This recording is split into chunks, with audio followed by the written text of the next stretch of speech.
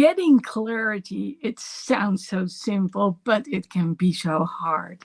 Last week during the Friday Night Live, I talked to you about clarity by means of writing things down, brainstorming, basically making a list, a priority list. And from there on, I wrote it all down. Um, Evaluate what works for you and what doesn't work for you. Now, I don't know if you remember this, but I had some problems with the printer getting started. But this was actually the sheet. So there we go. And well, this week I want to talk about something else, which is still related to clarity, and it's related to mindsets.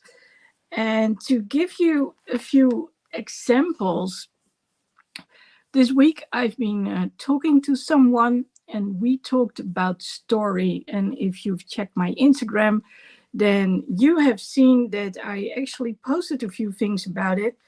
So one was, let me, it's here. so, was your story can help others. And then there's what's story telling you. Now, I do group coaching training every week, and every once in a while, I also talk one on one with people during the group coaching training or outside of the training. Depends on, what's going on. So sometimes it can be because we actually do a one on one every week. But it can also be that I'm like, hey, you need some more clarity on certain things. And then, we start to talk about what's going on. Apart from that, I always want to know where people are going and what's going on in their minds. So it gives me the possibility to actually adjust my training on the spot, which does happen occasionally, especially this week. The cool thing, however, is that what I talked about during the training was literally a follow-up from last week's training, just like today's Friday Night Live is going to be a follow-up on last week's Friday Night Live. So if you haven't checked it out just yet, you might want to. And I'll tell you something else. I think I already said it a few times, but there is going to be a clarity challenge.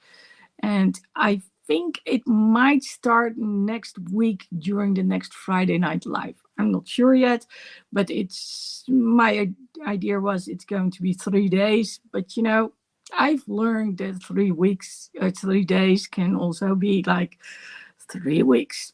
Well, anyway, my goal is to actually have you do something every day. So we'll see how it's going to work out. There's something nice about just going with the flow. And I'm one of those people who just lets it come the way, things are going. So this week, I always look back on the week, was a week where a lot of things actually happened.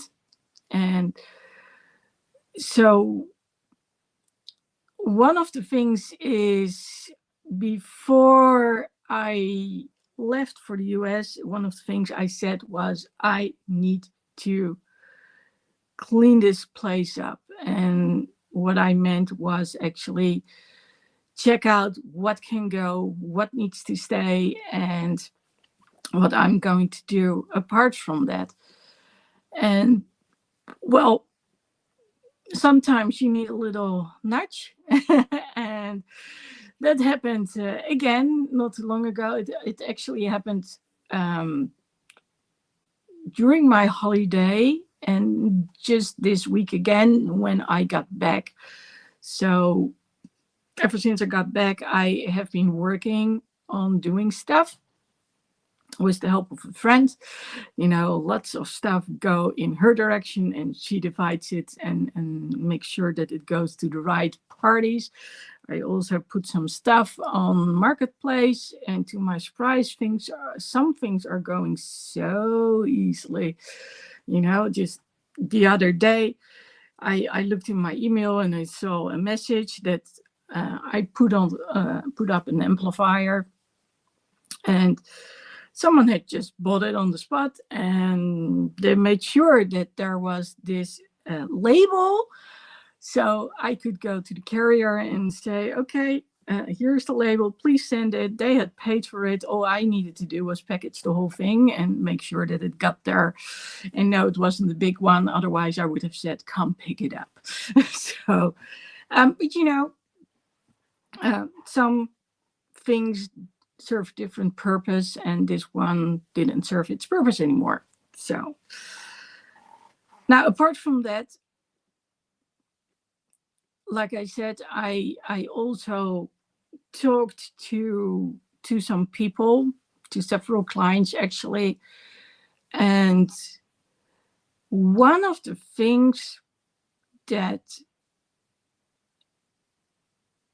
was the most prominent was actually the thing that we might call Pandora's box, and combined with it, mindsets. And before I get into Pandora's box and the mindsets, let me just continue on a little bit more about the week.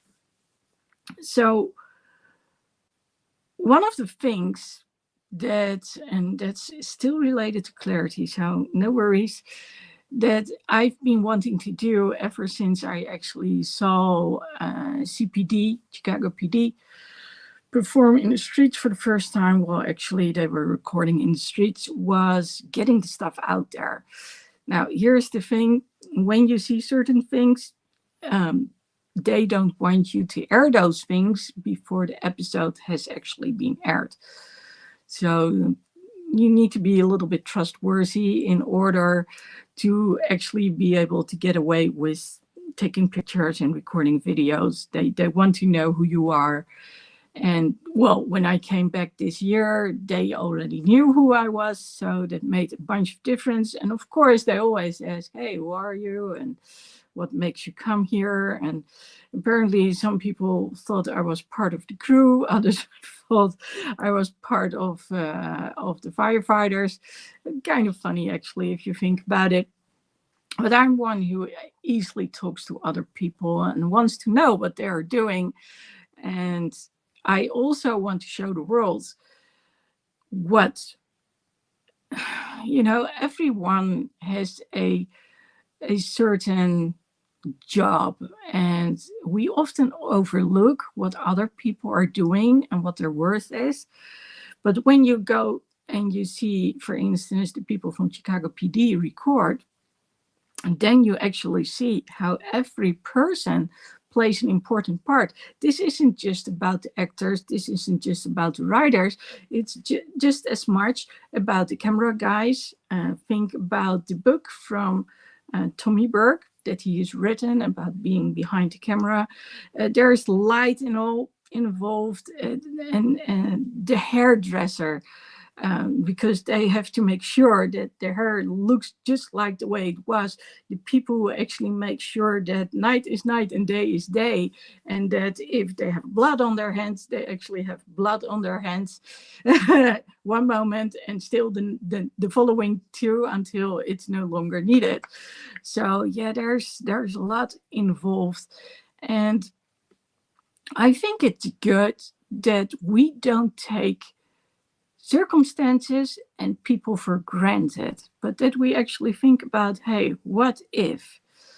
And one of the things that I get confronted with lately is, and of course I've been dealing with it for over a decade and longer, but what if I am limited again in the whole traveling thing and doing certain things? And that's what I found out when I was in Scheveningen.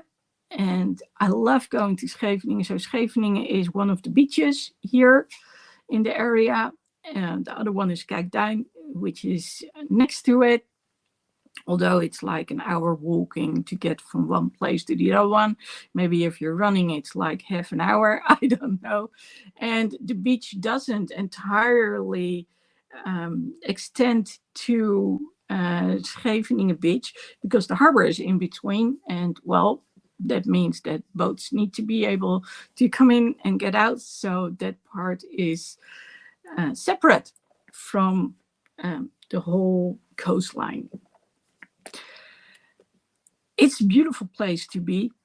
There are some nice restaurants, and I've got a friend I've known since high school, and we have this, well, it's something we've been doing for years. Whenever it's nice weather, that's usually when we meet up, and then we go and start doing things. When her child, he's in his 20s now, was a lot younger, we would, meet up a lot more often. But now it's, our birthdays are in spring. So usually that's when weather is really nice, and that's, when we meet up. But lately, we've also been meeting up a lot during summer, still good weather, and also during the nice days that we had starting in the autumn. So that was good. Now, here's the thing. When I arrived there, and it was kind of weird, and I'll honestly say that was really a little bit weird. One of the waiters said, "Oh, well, you're in time this time. You're not that late." And I was like, "Well, I think we just missed our appointment from 6 o'clock. It's 6:10, which had to deal with not being able to park right in front of the door, which I usually can, since there are like 6 disabled handicap parking spots. Disabled and handicapped. I think that's double, but you get what I'm saying." And well, they were all taken. So I had to walk a little bit further together with her. So I was like, oh my God, what did I say? So something started, I remembered a little something. And I went through my pictures, and there it was. Yeah, I went there on my own. I'd been to the mall. I wanted to get my fingernails done, and that week they couldn't do it, which was a lot of frustration on my end. So I started to take them apart myself, which they didn't like at all. But anyway, since they couldn't do it, and it was getting kind of late, I was like, okay, you know what? I'm going to drive over to Scheveningen Harbor, because there's a road connecting Scheveningen to the mall, or vice versa, depending how you want to look at things. And yes, they could still make me some pancakes. Well, actually one, because they're kind of big. And I like to sit outside, especially when I'm on my own. So that's what I did, and that's what the guy still remembered. I'm pretty sure I talked about, I don't know, whatever, but I do know that he was cleaning up and, sorting things out outside, and I do remember talking to him. So probably that's why he remembered me, but that doesn't mean that I wasn't completely surprised by him talking about it. Anyway, we after we had our pancakes, each one had one pancake. And of course, I was way too stuffed. So when I'm on my own, I take my time, and then I usually can tell, okay, this is the max. And then when I'm with others, then, something always seems to go like, so the signal didn't kick in. I mean, I knew it, but I couldn't feel it yet. So I got a little over enthusiastic. What happens if you see people cross from here who, want something before starting the main dish and then dessert too. And the people over at the restaurant want you to, keep on going because they want to use the table for someone else. It was a hectic day that day, because everybody thought it was a nice day and nice weather. Anyway, I quickly found out that besides having to use my braces, I couldn't walk at a normal pace. I had to go really slow. And that was this huge realization. Now, the good news was that despite walking really slow, I was like, I want to go to the lighthouse. We said we are going to the lighthouse, and that's what we did. And it was kind of cool. And because it's a very nice, it's very pretty area, just walking along the water of the harbor, you can see the reflection of the boats in there and all the lights. So, and there's a lot of history involved. So, yeah, I like to take that walk. So we did really slowly. At some point, we stopped in front of a store where they had clothes. I think this was like vintage clothing. Um, so it's kind of funny because there was a little mouse, and the little mouse that kept running, following. I don't know. We were following the mouse, but at some point the mouse would come up to the window. I'm not, but it had something to eat. So we were like, we're not sure if we want to ever go there again. But then I remembered actually that when we cleaned up my mom's house or my parents' house, that some of the stuff actually went there too. So it's for people who no longer use certain stuff. Let's put it that way. Anyway, what felt really good was that despite going so slow, we made it to Scheveningen, to the lighthouse, and then we crossed the road and we actually went to the beach. And at the beach, we found another restaurant, and we were able to just, in my case, have a latte, in her case, have a tea. So that was good. It was nice to just sit down and then, get the energy back again and then move on. So that felt really good. But today, when I went to the physical therapist, I was more aware than ever, and so was she, that things didn't go the way they should in my right knee. She said, there's some clicking and some moving around, and it all goes way too easily. And I said, yes, I know. Your husband already said something along those lines. So, but yeah, I have to say, since I've been there, I can go up and down the stairs way more easily. Apparently, my kneecap was stuck. And that's one of the things that physical therapists always do. Those things that get stuck, they get it unstuck. And then I'm usually pretty happy. So we also had Halloween, if you can remember. And one of the things that I actually posted about, not only this week, but a little bit earlier, was when I was sorting through all the stuff, I ran into something that I bought a year ago, which was a Lego mouse and cat. So that was Halloween related. So I was like, okay, it's Halloween now. Let's see if I can take a nice picture. And well, I had put them on a car, like a truck, which I had been building about 2 years ago, I think. Maybe last year too. I think more like 2 years ago when I started doing the whole Lego thing. And it was kind of nice to post them on there. But I also was aware that, they started actually by, there's Lego for adults, and then there are the flowers. So I've got some sunflowers like here. I can show you. There we go. This is one that reminds me of my dad. And then there are still roses and other stuff. There's a lot. And so I started building things, and one thing led to another. I helped sorting out the Lego for a friend whose kids I visit. Well, I visit her and her friends almost every week. So usually the kids are actually in bed, but we tend to talk about things, and what's easier than to talk about things while sorting things out at the same time? And in case you're wondering, what is she talking about? The mind processes things way better when we are doing something.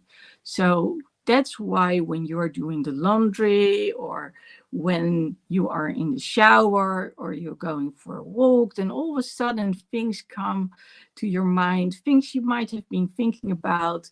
You might get creative, you might get ideas.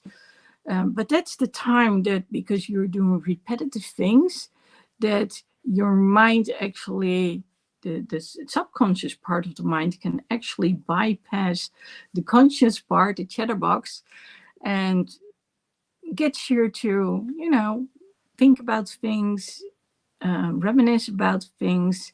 Sometimes that's when you start to loop, but it also can be like getting in that momentum, getting in that flow, being so creative. So if you want to think about something, you want to come up with ideas, shower works, cleaning up works, sorting things out, walking, anything that's basically repetitive works. So it was kind of nice to look at that car and then realize how that had come about. So I actually went to the Lego store at some point and then said, you know, I have this idea in mind. Can you help me out? And there are 2 Lego stores in the vicinity. So I would go there, would see what they have in the wall. So they have like all these little items in the wall stuck in there. Now, the problem with all of it was that I bought so many little things because I was like, oh, I can use that at some point. And right now I can actually experience the advantage because I'm building something, and when I cannot find all the pieces straight away, I know I've got some stuck elsewhere.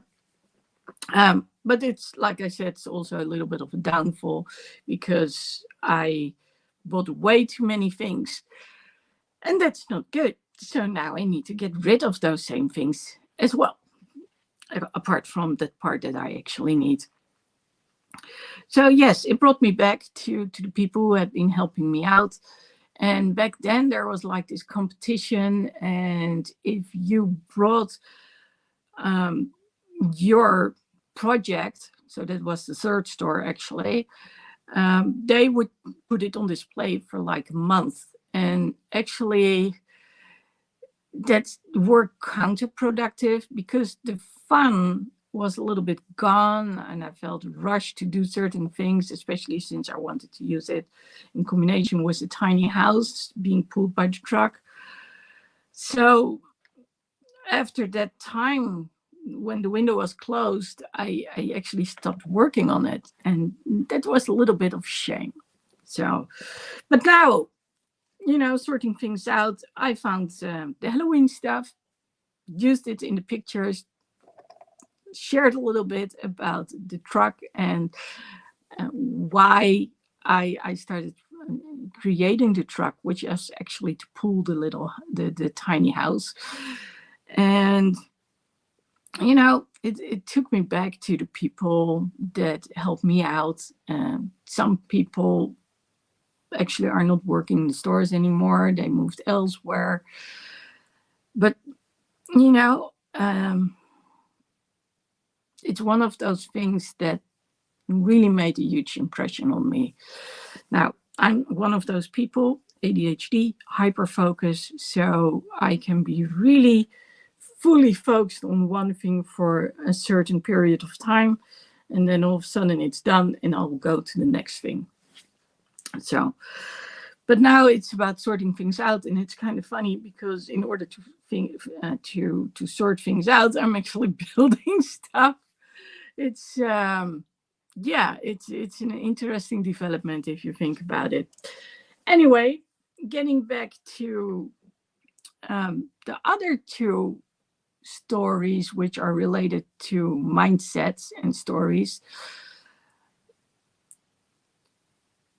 One of the things that, there's the one thing that I wrote down,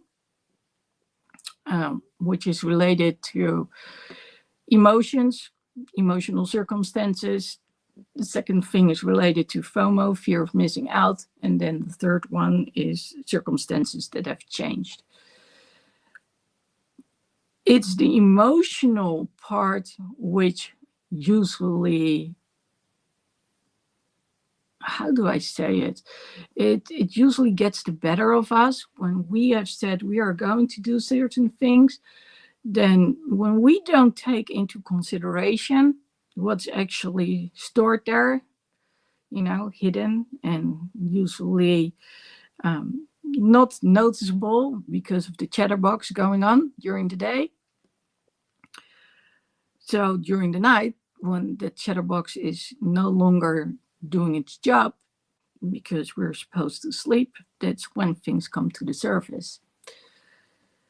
I usually talk about Pandora's box, and I love how people have described it to me at one time. They said it's like this chest. You want to sit down on it and close it. But at some point, when you leave it a little bit open, then Pandora's box just flies open and everything flies out. And then you have a problem.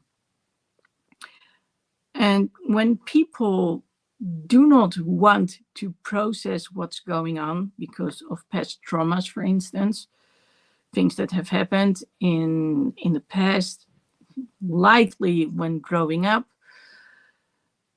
but also, at a later time in life, that's when people actually can get into trouble. Because if you don't deal with certain events, if you don't deal with certain traumas, it will at some point get the better of you.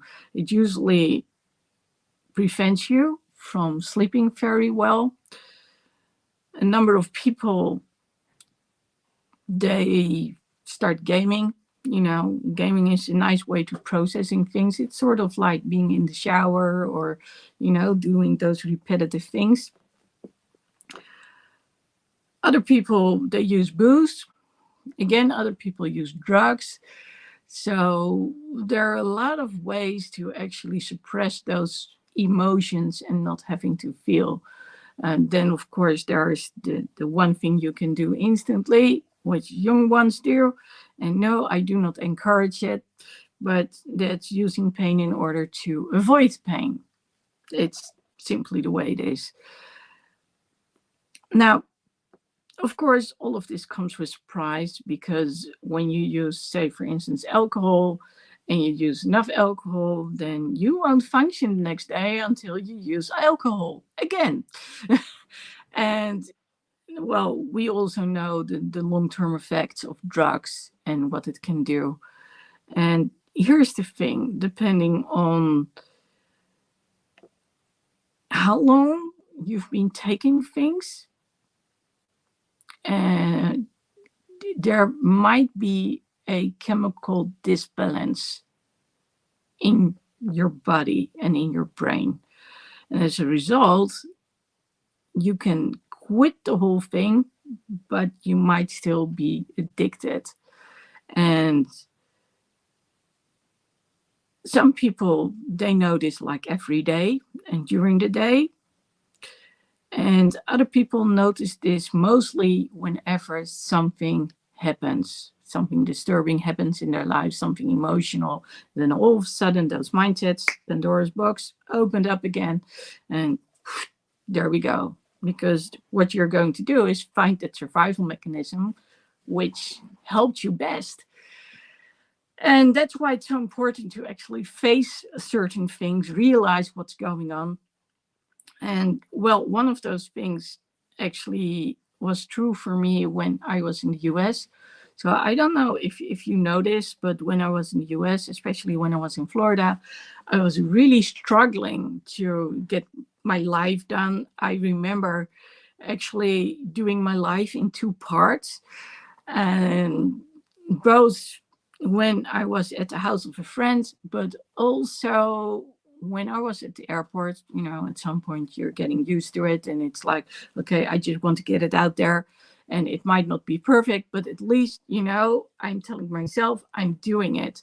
And that was the most important thing. Like, I'm telling myself, and I'm also telling other people, like, hey, keep on going, even when the going gets tough. So that's basically what I did. And one of the things that I got thrown into had to do with identity theft. Now, that didn't happen to me, but it did happen to people around me. You were, the victim of, well, let's put it this way. Whenever they say, why do people do it? It's because they can. So they don't think about how they hurt other people. They just do it because they can get away with it. Well, being submerged in an environment for close to 2 weeks where, things were happening which were sort of beyond our control.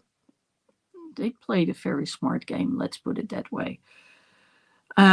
Needless to say, I didn't feel safe. And I, at some point, I need to get out of here. I need to go. And that's eventually what I did. I went to Chicago. But it did remind me of things that happened like years ago, certain circumstances, which I at some point said, I'm going to distance myself. I don't want to be in that situation anymore. And one of the things that I questioned for myself was why? Why am I in this situation again? Is it to help out my friend?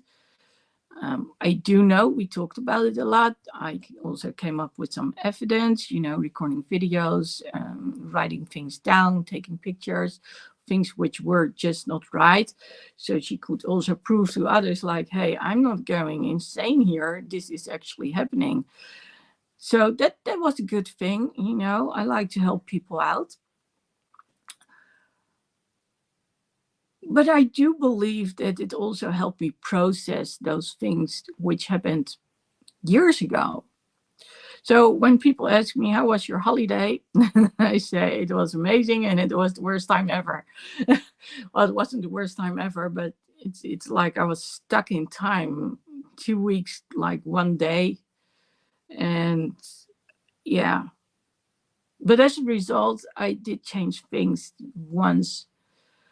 I got back home here, but also, it's always easier when you're on your own and you don't have to take others into consideration, because then you can make some choices, especially when it comes to healthy choices, which are far easier to make when it's just you. That's simply the way it is. Compare it with the mom who says, okay, I'm going to cook dinner for mom and dad, because children always want to eat something else. And then, well, there might be differences between the children, and the mom ends up cooking not 2, but 3 meals. Just an example. And actually, it's a true example, which I have been told. Now, apart from that, traumas, we are not always aware that we are dealing with trauma. I mean, it becomes very obvious when we have nightmares. And for me, it's very obvious when people certainly start using certain substances. I mean, you don't just do it for fun. There's always more to it. But we, in general, are so good at ignoring it until, of course, you either work with a coach or you get into a self-development group. But it's usually when you are in a group with people and you have recurring meetings and you talk with one another about it, that things start to change. And for me, this actually happened when I was in my late 20s. So I became a trainer. As a result, I got some personal development training. And Apart from that, when I moved from one company to another one, at some point, some manager had it out for me. Team leader was his friend, so he had it out for me too. Why? Because I was very good friends with the previous team leader. And well, the manager who had hired me, well, he left. And so he was succeeded by the other one. And because I could basically write, what the first team leader, we were like, we could understand one another without actually telling one another what was going on. We were so in sync, and it was so nice. So yes, I stood up for her, because I'm that pit bull here. When I feel that someone is not being done justice, then I stand up for them. So the result was they were going after me too. And well, when I got the training, we talked about this. And well, some of them already said, because they were not just trainers but also coaches, you are heading for a burnout. Well, I already had one, and then I had another one. So there we went. Um, yeah, it was not the easiest time, because I knew someone wanted to pull me down and make me into the bad person who is not trustworthy. Well, at the end of it, I talked to the CEO, who actually had asked me to come work for them. And I said, don't you remember that you asked me to join you because of the training I'd been giving your people? I said, well, I haven't changed, but some things have changed. And I think that some people are out there to make me look like the bad person. I said, but there's a reason why you decided to hire me. He agreed, and as a result, that person was no longer a manager. So it had more implications, but it was one of those things that made me, like, it was a mental note. I need to write about how things can change in organizations, because having worked in organizations for over 2 decades, like day in, day out, and going to so many different ones, I saw so many things where I was like, this takes its toll on people. But this was a new one, which was directed at me. So that was a new thing. But yes, I learned from it. And fortunately for me, I got support. Now, one of the things that I want to do is I want to take people on trips.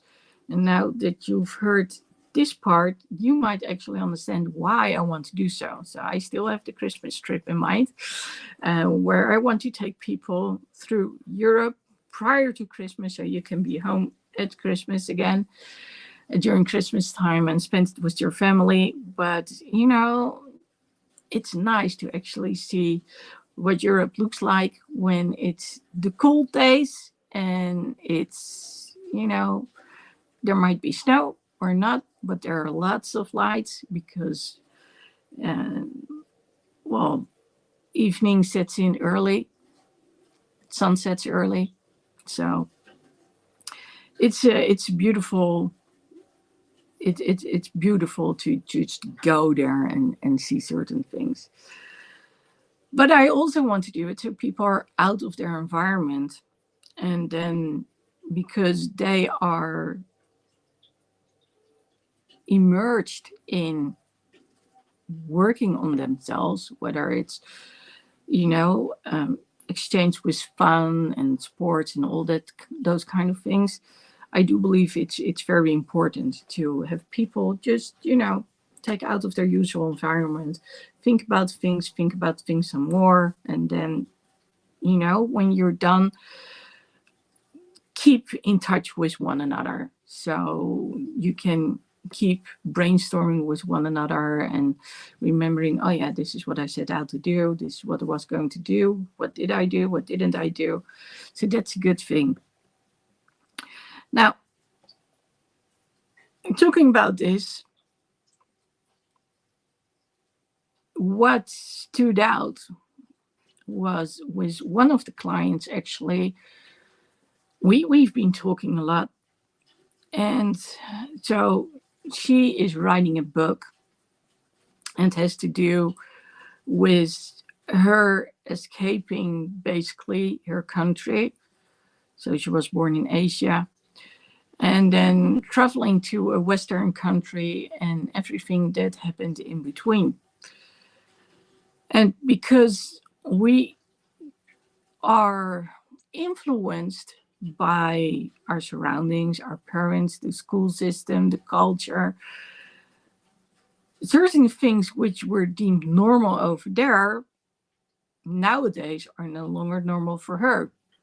She knew, however, that she didn't like what was going on, being suppressed and all, not being taken as an equal compared to men. So, and of course, there was a lot of poverty going on over there.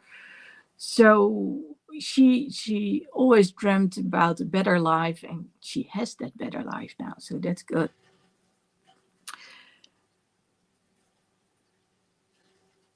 When you are fighting for that better life, doesn't always necessarily mean that you are on the run, but you are constantly thinking about what's going to be the next step. And yes, there might be situations where you're just trying to survive. In her story, and I'm not going to share too much of it, but I'll probably do a live with her again, and then you'll hear it. So when it came to her story, she really had to survive. She wouldn't know if she would have enough to eat, for instance. So yeah, there's a lot to it.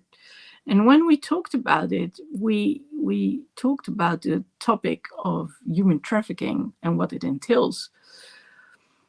So I looked up what it meant, and I gave her the description.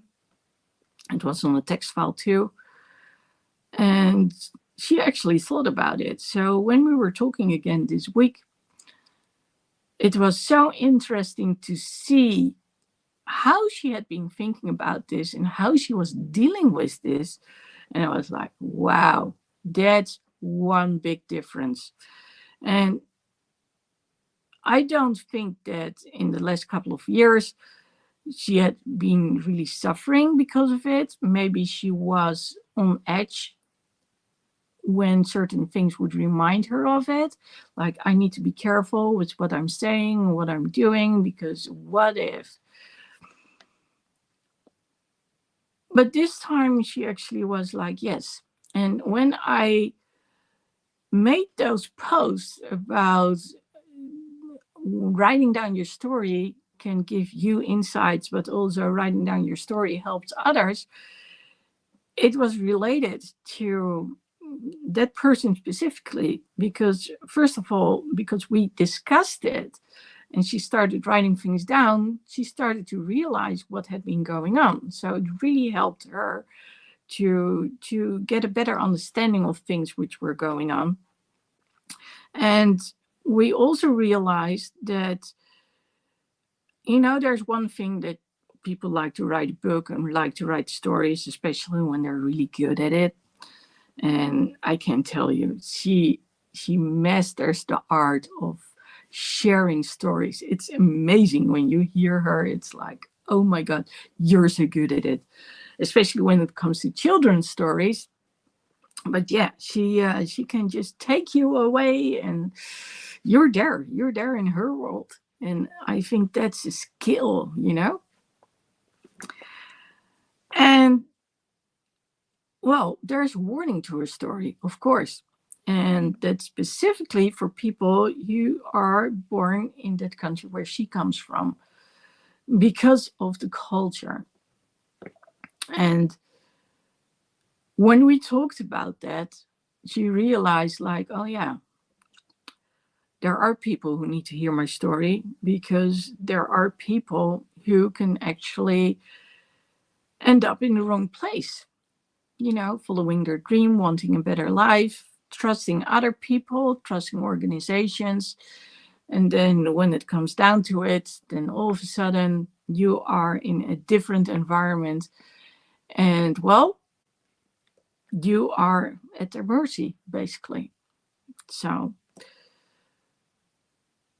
seeing her realize this, and it was eye-opening for her. Like, okay, so this is why I need to do it. And I'm kind of curious what's going to happen in the near future. So when I did my previous challenge, she already went out there and did her challenge too. So she's stepping up to the next level, which is kind of cool. But I think this is another one of those boosts that she needs in order to get moving and go to the next step. Another one of my clients actually went into that whole group emerging thing.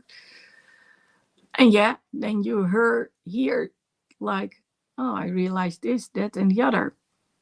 It was kind of cool. And that's why I said, when I had my group training and I was fully immersed in it, that made a huge difference as well. So I know the importance of getting people out of their normal situation and taking them somewhere while doing some fun stuff as well. I think that's very important. So on top of that, there was another one, and I got a call from the people who are going to work with her on certain things. And well, as it turns out, I'm going to be her to-go-to person. So that's nice, actually. And yes, it's when you hear all those stories, then you realize people need one another. And, to top it off with stories from others, there was one more person I talked to this week, and realizing that the moment certain things came to a halt, that everything just came to the surface and flooded everything. I was like, oh my God, you must be in a world of hurt right now. And hopefully you can get some support soon. And yes, a lot of people have to deal with things, and there are not enough people to help them out, which is a bit of a shame. But good thing is we know more about it nowadays, and I still believe in the power of writing, and I also believe in the power of coaching, self-exploring, self-coaching, and figuring things out. So, having said all of this, let's get back to what I am going to talk about today. So, when it comes to clarity, and I wrote a couple of things down, there's the emotional part. So let's get back to the whole thing behind clarity. Clarity could literally be about cleaning things up. So like this place, for instance, I talked about the Lego ride. So there's also some stuff of my mom and dad's, which is still there. And, at one point in time when I started here, it was basically a few small tables, 2 chairs, and that was about it. And then later some other stuff got introduced, but that was about it. I had to make sure that the files of people were here, my clothing, instead in case I needed to change, especially when I did massages as well. People like that, being coached while massaged. But yes, at some point I couldn't do that anymore. And then things change, and that's basically when, it's, I'm not that good at sorting things out. So that part of me got the better of me. So whenever I'm in a place in a workplace, for instance, where at the end of the day you have to sort everything out and then you have to put it in a locker, and then I'm really good at it. But if I don't have to, that's when things can get a little bit messy. So when my parents' house had to be emptied out, well, I told you about one of the stores that things actually went to, but there were some other things too that I was like, I'm not ready to say goodbye just yet. Now I am, but back then I wasn't. And it took me a few years to get to that point. Like, what if I get rid of it? And I was afraid that I wouldn't feel that emotional connection to them anymore, which of course is BS, and because those memories are stored in our hearts and in our minds. And over time, the last couple of years, the things which happened in the last couple of years, in the last months especially, I had to deal with those. I had to process those, and I think I'm back where I'm more aware of what she did for us when we were growing up, and basically and that applies to both my parents. So they were very proud of us, and they made sure that we knew that we were supported. Now, of course, everyone sees things a little bit differently, but that's the way I felt. So getting rid of stuff from the past, that's always been kind of hard for me. I remember that I still had these little notes, from high school, and I'm like, okay, what am I going to do right now? So I do believe that at some point I threw them away, you know, but it's the memory is still there, so that doesn't change. But yes, when we talk about mindsets and we talk about why are things not going the way that I expected them to be, to go, for instance, like you write down what's your priority list, what's the most important thing, okay, how you're going to do it, and then suddenly, things don't work out. That part might actually be a really big part in why you are not going through things a little bit quicker, and why you cannot get the clarity that you want. So that's the part when it comes to emotions. Now, there is the stuff of fear of missing out. And fear of missing out, I told you about the Lego. Now, this is not just about Lego and like, oh, I want this stuff because when I want to build my tiny house and I want to build a mini studio and I want to create a truck, then I need all those things. No, it's about way more. And especially now it's starting to get Christmas time. I always had this thing for steam trains. And my dad, he sold trains. And I don't know. I always had this thing for steam trains. I've been in one in Australia. It was kind of cool. My clothes were covered in soot afterwards. Never got them to clean up properly after that. But yeah, it was quite the adventure. But um, it's kind of funny because from model trains, Märklin, I'm now looking at Lego trains, and every time I have to tell myself, no, no, no. Now, the good thing about that one friend I was talking about with the kids, where we sort out the Lego and everything, she, I know my downfall. I know when I'm tempted to do things. So I usually consult with her, like, oh, this is not going the right way. Help me out here. And she is the voice of my conscience. So that's a good one. So, when you don't know what to do, speak up, speak out, share it, and find support. People are going to tell you and set you straight away. So the fear of missing out is I guess also part of things that I didn't do. I didn't play with Lego growing up, but we also didn't have a lot of money.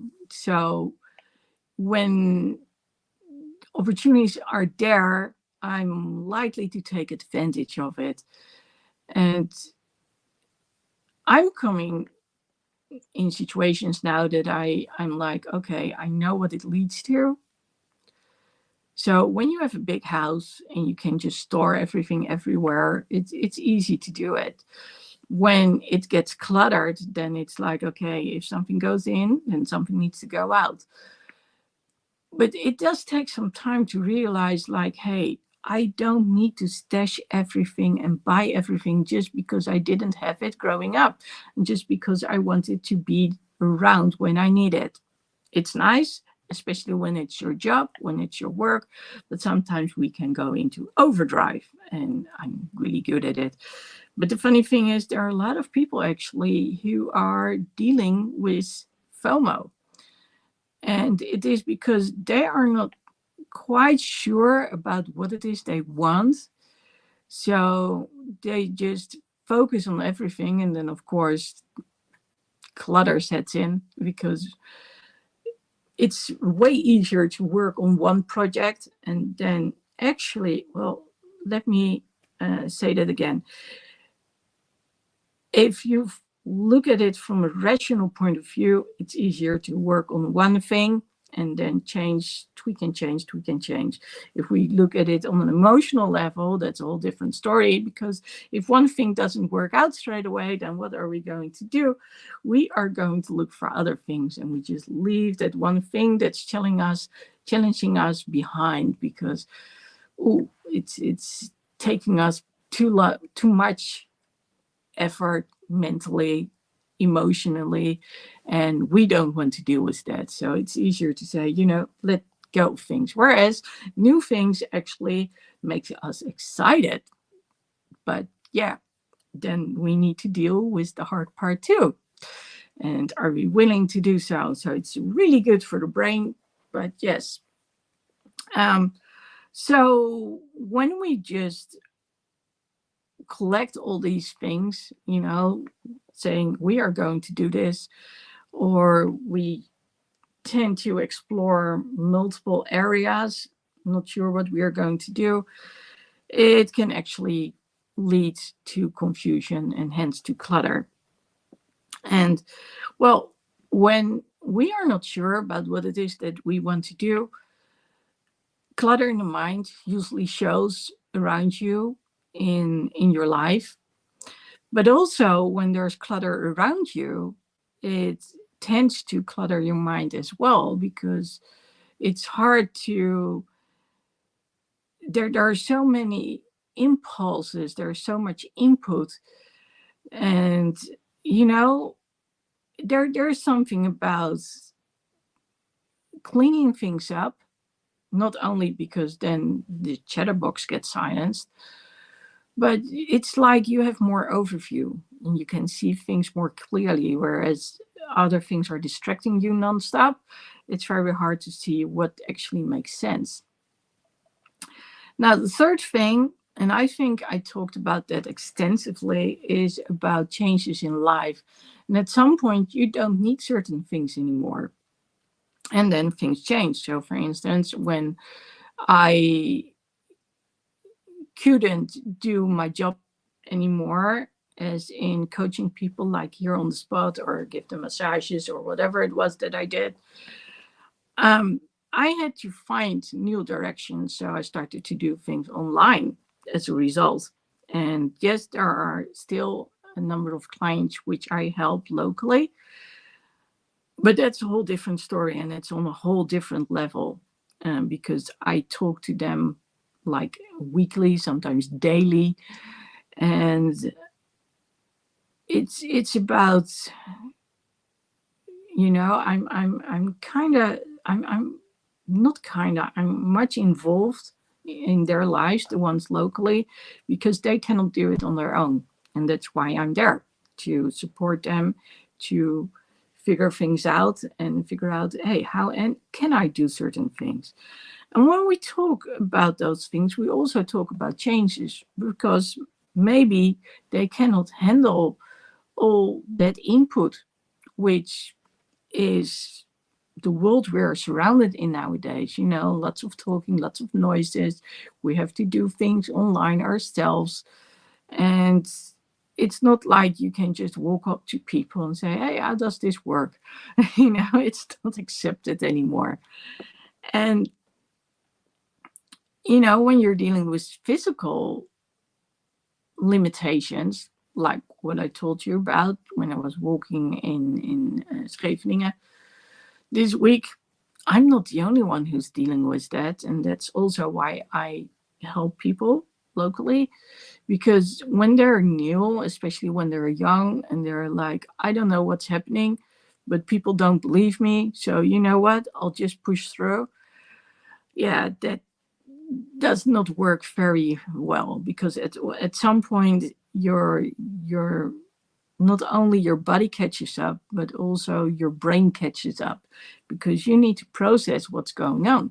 And when you don't understand what's going on and your environment doesn't understand it, then, oh, where do you go from there? And that can also lead to what are you going to hold on to and what not. So clarity is not just linked to emotional things, it's also linked to, like I said, fear of missing out and things literally changing in your life. So if you listen to my live from last week, where I talked about the importance of writing things down and sorting things out, that's the first step. But when you get stuck, then you want to listen to this part of the whole clarity training, by lack of better words, and figure out, like, okay, is this maybe what is keeping me from moving on? And like I said, sometimes you need a very good impulse, a nudge in the back. And apart from that, I do believe that it's also very important to understand your why. Why do you want to change things? And it could be as simple as, I just want overview. But then, like I said, if certain other things go knocking on your door, mindsets, then you need to go a little bit deeper. That's when it's good to get a coach. Now, having said all these things, think about it. Think about it, what it is that you need. Think about it, what it is that you would like to change and why you haven't succeeded yet. And remember this, clarity can take time. It can take years to figure out what it is you do. So be smart about it. Don't go in every direction, running around like, okay, I want to do this. Oh, I want to do that. But stick with what you know and try to expand from there. And, add little things, tweak and change, and do add the new, but don't go in the total opposite direction. That's probably not going to be helpful. But in case you are doing it, write things down, brainstorm a little bit about what actually is what is interesting to you. And that's going to help you to get more clarity. More will be told next week in the live. And well, just check Instagram. There's always something with every post where I'm leaving something to think about. And of course, if you want to, just reach out to me, and you can also become part of the group coaching training or get coached by me. Think about what I said, write it down, and just, go with it, in the next few days in the week, and figure out, like, yeah, she said something, I wrote it down, and it didn't work out. Now let's see why.